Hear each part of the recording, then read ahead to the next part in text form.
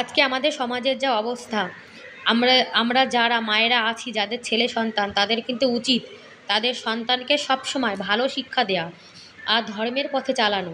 যদি কোনো বাচ্চা মানে ছেলে বাচ্চা ধর্মের পথে চলে আর সে মানুষের মতো মানুষ হয়, তাহলে কিন্তু সে কোনো দিন অধর্মের কোনো কাজ করবে না। সেই জন্য আমাদের সব মায়েদের উচিত আমাদের মেয়েদের সঙ্গে সঙ্গে আমাদের যে ছেলে সন্তান আছে তাদেরকেও সুশিক্ষায় সজ্জিত করা আর তাদেরকে ধর্মের পথে চালন করা, যাতে তারা কখনো কোনো মেয়ের সঙ্গে কোনো খারাপ কাজ না করে। যে ছেলেরা মেয়ের সম্মান না করে সে সংসারে কিন্তু কোনো দিন উন্নতি হয় না। আর একটা মায়ের হাতেই কিন্তু থাকে তার বাচ্চার ভবিষ্যৎ। একটা ছেলে যদি ভালো হয় তাহলে একটা পরিবার ভালো হবে, একটা পরিবার যদি ভালো হয় তাহলে একটা সমাজ ভালো হবে, আর একটা সমাজ ভালো হলে কিন্তু একটা রাজ্যও ভালো হয়। সেই জন্য আমাদের কিন্তু কর্তব্য আমাদের ছেলেদেরকে বিশেষ করে সব সময় কিন্তু ভালো শিক্ষা দেওয়া। সেটা কিন্তু কখনো স্কুল কলেজ সেখানে কিন্তু কখনোই হয় না, আর অন্য কেউ এসে কিন্তু আমাদের বাচ্চাকে শিক্ষা দেবে না। সেটা কিন্তু আমাদেরই করতে হবে। আমাদের বাচ্চা যদি ভালো হয় তাহলে কিন্তু সেটা আমাদের জন্যই ভালো, তাই না? এই দেখো স্নান করে ঝাঁটটাট দিয়ে স্নান করে চলে এসেছি। আজকে একটু মাথা ধুয়েছি, 3-4 দিন হয়ে গেছে মাথায় তেল দিয়েছিলাম, মাথা ধোয়া হয়নি। এদিকে আমার বর কিন্তু হিটারে ভাতটাও বসিয়ে দিয়েছে। এখন আমি রান্নাবান্না করব। চলো রান্নাবান্না করতে করতে আমার কথা হচ্ছে। আর বন্ধুরা, তোমরা যারা এখন ভিডিওটি দেখা শুরু করেছো তারা প্লিজ একটা লাইক করে ভিডিওটি কন্টিনিউ করো। আর অনেকে কিন্তু আছো কমেন্ট করো কিন্তু একটা লাইক করতে ভুলে যাও, তাদেরকে অনুরোধ করছি প্লিজ একটা কমেন্ট লাইক করে তারপরে কিন্তু একটা কমেন্ট করো। তা নাহলে কিন্তু ভিডিও দেখতে দেখতে আমরা কিন্তু অনেকেই ভুলে যাই। আর আমি কিন্তু যার ভিডিও দেখি প্রথমে কিন্তু একটা লাইক করে তারপর কিন্তু ভিডিও দেখে কমেন্ট করি। আর সকালে ওই যে হিটারে ভাত বসে দিয়েছি, রান্নাঘরটা কিন্তু গুছিয়ে গাছিয়ে রেখেছিলাম আমি রাত্রে। আর স্মার্ট গৃহিণী হতে গেলে কিন্তু কিছু স্মার্ট টিপস ফলো করতেই হয়, তাই না? সকালে যা রান্না করব রাত্রিরে কিন্তু আমি কেটে ধুয়ে সব দেখো রেডি করে রেখেছি। পুঁই শাক আলু করব, বেগুন ভাজা করব, আর লাউ আলু ঝোল করব, আর পুঁই শাক পাতার বড়া করব। পুঁই শাক পাতার বড়া জানো তো খেতে কিন্তু আমার খুব ভালো লাগে। সকালে যদি আমাদের অনেক কাজের চাপ থাকে, রাত্রিরে যদি আমরা একটু বুদ্ধি করে সবজি কেটে ধুয়ে রেখে দিই তাহলে কিন্তু সকালে আমাদের কিন্তু কাজটা অনেক মানে কি বলবো সহজ হয়ে যায়। আর এই বুদ্ধিটা কিন্তু আমার আগে ছিল না। সংসার করতে করতে দেখবে একটা জিনিসের কিন্তু অভিজ্ঞতা চলে আসে, সেটা কিন্তু আমারও চলে এসছে। আর যত বয়স হয় তত মানুষের কিন্তু অভিজ্ঞতা বাড়ে। বেগুন ভাজাটা করব, আজকে তো একাদশীর পরের দিন দ্বাদশী। আর সেই জন্য গোপাল সোনাকে তো সুন্দর করে একটু সাজিয়ে গুছিয়ে সেবা দেবো, যার জন্য কিন্তু রান্নাবান্না বসিয়ে দিয়েছি। আর আমি জানি তো সকালে উঠে কিন্তু অনেক সবজি কেটে ধুয়ে রান্না করতে গেলে গেলে কিন্তু অনেকটা সময় আমার লেগে যেত, যার জন্য আমি রাত্রে কিন্তু বুদ্ধি করে সবজি কেটে ধুয়ে রেখেছিলাম। এদিকে আমার বর দেখো ভাতটাও কিন্তু উগুর দিয়ে দিয়েছে। আচ্ছা, কারণ গোপাল সোনার জন্য একটু পুঁই শাক করবো, লাউ আলু ঝোল করব। আর গোপাল সোনাকে অনেকদিন একটু শাক দেওয়া হয় না, যার জন্য মন ছিল আজকে। এদিকে বেগুন ভাজাটা হয়ে গেছে। কারেন্ট থাকলে জানো তো আমার কিন্তু গ্যাসে ওভেনে দুদিকে রান্নাবান্না হয়ে যায়। আমি যেন আবার আমার ছেলেকে কি বলছিলাম। আর বৃষ্টি কিন্তু বাইরে এখন হচ্ছে না, ভালোই কিন্তু হালকা হালকা রোদ্দুর উঠেছে। আর একদম পুরো কিন্তু কলকাতার মতো মানে পশ্চিমবঙ্গের মতো ওয়েদার হয়ে গেছে। যেমন নিম্নচাপ হয় 15-20 দিন রোদ্দুর ওঠে না, আমাদের রাজস্থানে কিন্তু একদম পশ্চিমবাংলার মতো ওয়েদার 15 দিন হয়ে গেছে বৃষ্টি হচ্ছে জানো না। রোদ্দুরের কোনো দেখা সাক্ষাৎ নেই। তারপরে আমার কিন্তু ভীষণ ঠান্ডা লেগেছে, নাক টাক সব বন্ধ। কিন্তু একটা কাজ তো ধরেছি আর কাজটা তো করতেই হবে, যার জন্য কষ্ট হোক আর যাই হোক তাও কিন্তু কষ্ট করে একদিন পরে হলেও ভিডিও একটু দেওয়ার চেষ্টা করি। যখন একদম পারি না তখন ওই একদিন পরে একদিন ভিডিও দিই। এদিকে হিটারে রান্নাটা বসিয়ে দিয়েছি, তো বেগুন ভাজাটাও হয়ে গেছে, লাউটাও বসিয়ে দিয়েছি। আর ওদিকে ইন্ডাকশানে আমার পুঁই শাকটা হচ্ছে, ভাতটাও কিন্তু হয়ে গেছে। আর একটু সকাল সকাল উঠলে আর রাত্রিরে কিছু সবজি কেটে ধুয়ে রেখে দিলে তাহলে সকালে কিন্তু আমার অনেকটা সুবিধা হয়ে যায়। যারা স্মার্ট গৃহিণী হতে চাও তারা কিন্তু এরকম টিপস ফলো করবে। আর যখন সকালে রান্নাবান্না চাপ না থাকে তখন কিন্তু সকালে উঠে সবজি কেটে ধুয়ে নিলেও কিন্তু অসুবিধা হয় না। কখনো কখনো দেখবে আমাদের কিন্তু সকালে অনেকটা কাজ হয়ে যায়, যার জন্য কিছু কাজ কিন্তু রাত্রিরে একটু প্ল্যান করে রেখে দিতে হয়, তাহলে কিন্তু ভালোই হয়। আর পুঁই শাক পাতার বড়া জানো তো আমার ছেলে, আমার বর, আমরা মানে সবাই ভালো খাই, যার জন্যে পুঁই শাক পাতার বড়াটা কিন্তু মাঝে মাঝেই করি। আর পুঁই শাকটা না অল্পই করব, কেননা পুঁই শাক বেশি খেলে আবার গ্যাস হয়ে যায় আমার। মানে পুঁই শাকের তরকারি অল্প না করলে বেশি যখন করি তখন ওই স্বাদে স্বাদে বেশি খেয়ে ফেলি, তারপর কিন্তু পেটে ব্যথা শুরু হয়ে যায়।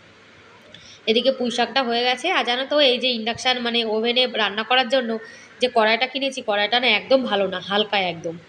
এদিকে পুঁই শাক পাতার বড়াটাও করব, এটা কিন্তু আমাদের আমিষ পাত্রে করছি, কেননা এত কিছু সকালবেলা রান্না করতে গেলে আবার গোপাল সোনার সেবা দিতে লেট হয়ে যাবে। যার জন্য পুঁই শাকটা গোপাল সোনাকে দেবো আর পুঁই শাকের বড়াটা আমরা খাবো। গোপাল সোনাকে আবার একদিন বানিয়ে দেবো। আর এরকম বড়া আমার ছেলে কিন্তু গরম গরম ভাত দিয়ে মানে এই এই বড়া দিয়ে খেয়ে নেবে, ওর আর কোনো সবজি লাগবে না। রুটি খেতে চায় না, আবার কলকাতার মতো ভাত খায়, বড়া খায়।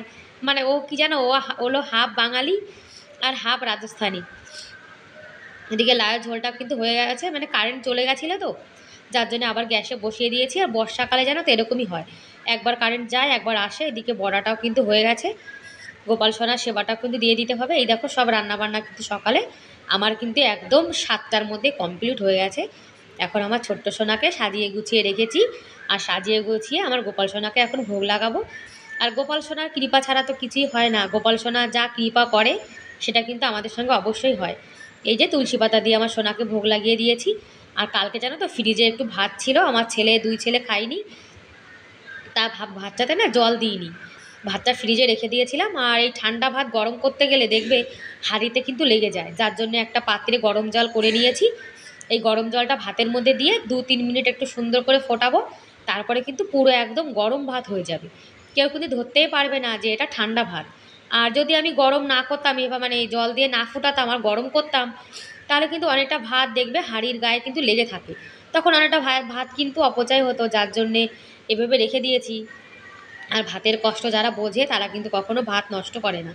এদিকে এখন বাসনপত্র মাজবো, দেখো সুন্দর মিষ্টি রোদও উঠেছে, আর প্রকৃতিটা এখন কত সুন্দর লাগছে, গাছপালাও কিন্তু সুন্দর সতেজ হয়ে গেছে।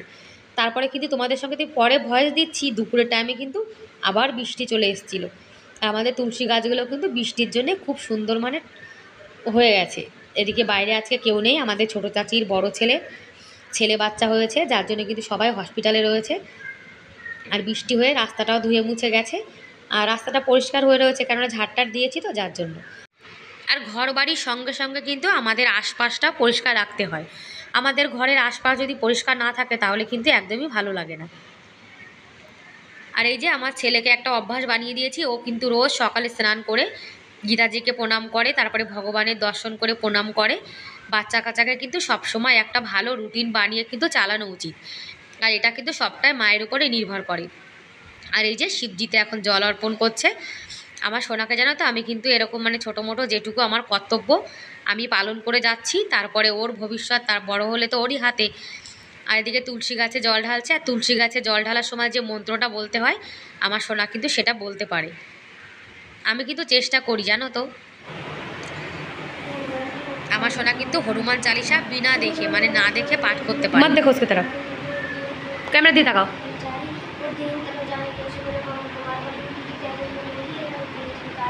जय हनुमान ज्ञान गुण सागर जय कपीश तिहनु जागर रामदूत अतुलित बल धामा जगन्नाथ महावीर विक्रम मुजरंगी कुंजन वाली नमस्ते सभी कुंजन मेरे राजी सुरेश कानन कुंजन कुंजन।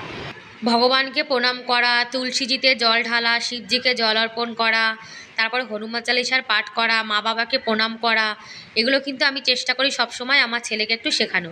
গোপাল সোনা ঘড়ি নিয়ে খেলা করছে। আর এখন আমরা খাওয়া দাওয়া করে নেব। এই যে আমাদের একদম সকালে সিম্পল নিরামিষ খাবার দাবার। আর অনেকেই কিন্তু বলে যে আজকে আমরা নিরামিষ খাবো, কিন্তু নিরামিষের মধ্যে কি রান্না করব একদমই খুঁজে পায় না। জানো তো নিরামিষে কিন্তু 56 ভোগ হয়, যদি তুমি রান্না জানো। 56 ভোগ যদি হয় তাহলে কি কেউ বলবে যে নিরামিষে কোনো রান্নাই হয় না? এদিকে দেখো নিরামিষ বাসনগুলো ধুয়ে রেখেছি, আমিষগুলো এদিকে রেখেছি, রান্নাঘরটা কিন্তু পরিষ্কার পরিচ্ছন্ন করে নিয়েছি। আর রোজ কিন্তু আমি রান্না করার পরে আমার রান্নাঘরটা গুছিয়ে রাখি, গোপাল সোনার অন্ন সবজি সব আলাদা করে আমি তুলে রেখে দিয়েছি, কেননা কখন এটাও হয়ে যাবে। তারপরে কিন্তু খেয়ে দিয়ে গায়ে জোর বাড়িয়ে এখন কাজ করতে চলে এসেছি, কেননা আগের দিন একাদশী ছিল তো কিছুই খাইনি, যার জন্য সকাল সকাল গোপাল সোনার সেবা দিয়ে তারপরে আমরা অন্ন গ্রহণ করেছি। আর আজকের ভিডিওটা কেমন লাগলো বন্ধুরা অবশ্যই কিন্তু একটা কমেন্ট করে জানিও। আর আজকের ভিডিওর কোনো অংশ যদি তোমাদের ভালো লেগে থাকে তাহলে প্লিজ এটা লাইক করে দিও। আর আজকে আমার চ্যানেলে তোমরা যারা নতুন আর ভিডিওটি দেখছো, তোমরা চাইলে আমার চ্যানেলটিকে সাবস্ক্রাইব করে আমার এই ছোট্ট পরিবারের পাশে থেকে যেতে পারো। আর এই কাজটি যারা অলরেডি করে দিয়েছো তাদেরকে অসংখ্য ধন্যবাদ। আর যে দিদিভাইরা আমাকে সুন্দর সুন্দর কমেন্ট করো, তোমাদেরকে কিন্তু কমেন্ট করার জন্য আর আমার ভিডিও দেখার জন্য অনেক অনেক ধন্যবাদ। তোমরা এই যে তোমাদের এত মানে দামি সময় বের করে আমার ভিডিও দেখো, আর আমারও তো কর্তব্য তাই না তোমাদের ভিডিও দেখার, যার জন্য তোমরা যে দিদিভাইরা আমার ভিডিও দেখো প্রতিনিয়ত কমেন্ট করো, আমি কিন্তু সেই সব দিদিভাইয়ের ভিডিও কিন্তু দেখি। কেননা এত ভালোবাসা দিয়ে যদি কেউ ভিডিও দেখে তাহলে তো আমারও কর্তব্য, তাই না, তাদের ভিডিও দেখার। আর যে দিদিভাইরা প্রতিনিয়ত আমার ভিডিও দেখে, আমিও কিন্তু সব দিদিভাইয়ের ভিডিও দেখি। এদিকে আমি আর আমার সোনা আমরা দুজন মিলে কিন্তু বেড কভারটা বিছিয়ে দিয়েছি। আর আমার ছেলেকে না একটু ঘরের কাজবাজগুলো কিন্তু শিখিয়ে রাখি। কাজবাজ শিখে রাখলে কিন্তু ভবিষ্যতে কিন্তু ওর জন্যই ভালো। যখন দেখো আমাদের পরিবারে তো আর কেউ নেই, যদি আমার কখনো শরীর খারাপ হয়, কখনো কিছু হয়, তখন তো কাজ করতে পারবে। আর ও যদি কাজ করতে জানে তাহলে কিন্তু সেটা ওর পক্ষেই সুবিধা। ঘরটার গুছিয়ে গাছিয়ে নিয়েছি, এবার জামা কাপড় জানো তো আজকে একটু ধুয়ে দেবো। মানে বেশি ধুইনি, অল্পই ধুয়েছি, কেননা মানে কী বলবো, ঠাকুর বলছি, আকাশের তো কোনো ঠিক নেই, কখন বৃষ্টি চলে আসে, যার জন্য হালকা কিছু ধুয়ে দিয়েছি, যাতে যদি বৃষ্টি চলেও আসে ঘরে শুকাতে দিয়ে দেবো। আমার কিন্তু এখনও অনেকগুলো বেড কভার আছে জানো তো, বেডের চারপায়ের, মানে এখনও 3-4টে বেড কভার আছে ধোয়ার। তা ভাবলাম যে আজকে দুটো ধোবো, তারপরের দিন আবার 2-3টে ধুয়ে দেবো।